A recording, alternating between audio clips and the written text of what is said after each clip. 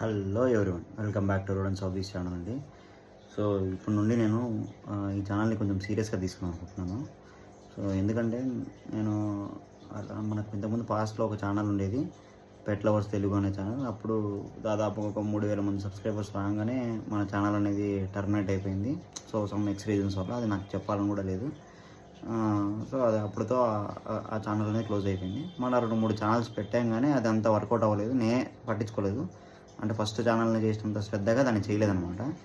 So next ఏమైపోయింది, అప్పుడు మన దగ్గర బర్డ్స్ ఉండేవి, birds content videos, hamster content videos అన్నీ ఉండేవి. అంటే మన పాత సబ్స్క్రైబర్లు ఎవరైతే పెట్ లవర్స్ తెలుగు ఛానల్స్ వచ్చారో వాళ్ళకి తెలుసు అనమాట మనం ఏంటని.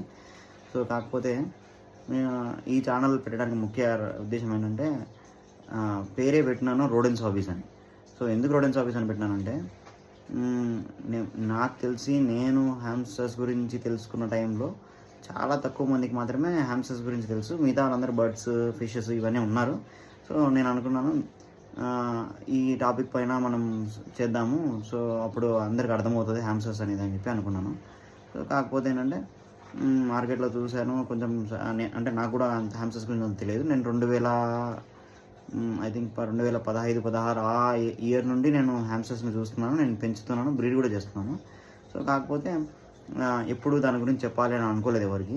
సో కాకపోతే నేను ఏంటంటే ఎప్పుడైతే రోడెన్స్ హాబీస్ అనే ఛానల్ పెట్టాను, సో అప్పుడు ఖచ్చితంగా ఈ రోడెన్స్ పైన అందరికీ అవగాహన తెప్పియాలి, ఇది మంచి హాబీ అని చెప్పాలని నేను అనుకున్నాను అనమాట. సో అలాగే ఈ ఛానల్ పెట్టాను, కొంచెం వరకు సక్సెస్ అయ్యాను. సో థ్యాంక్ యూ అండి ఇంతవరకు నన్ను సబ్స్క్రైబ్ చేసి ఆదరించినందుకు.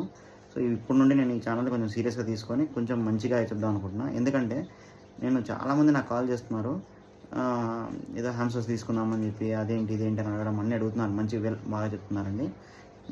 సో కాకపోతే ఇక్కడ జరిగేది ఏంటంటే, హాబీని ఎవరు ప్రొలాంగ్ చేసుకోలేకపోతున్నారు. ఎందుకంటే మిడిమిడి జ్ఞానం, అంటే కొంచెం కొంచెం జ్ఞానంతో చేస్తున్నారు, లేకపోతే తొందరపాటుతోనో, అంటే నేను ఎవరిని కించపరచట్లేదు ఇక్కడ, తక్కువ జ్ఞానంతో, లేకపోతే సరైన ఇన్ఫర్మేషన్ లేక, అంటే ఎవరో ఏదో చెప్పినారని చెప్పి. నేనే చెప్పుంటాను చాలాసార్లు మన ఛానల్లో, రోడెన్స్ అనేవి లో మెయింటెనెన్స్ ఉంటాయి, జీరో మెయింటెనెన్స్ ఉంటాయి అని చాలామంది చెప్తుంటారు.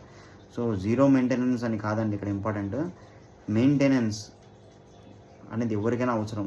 ఎందుకంటే అది మనిషి అవ్వచ్చు, పెట్ అవ్వచ్చు, మనిషి అవ్వచ్చు, కార్ అవ్వచ్చు, బైక్ అవ్వచ్చు, మెయింటెనెన్స్ అనేది ఖచ్చితంగా ఉంటుంది. జీరో మెయింటెనెన్స్ ఎక్కడా ఉండదు.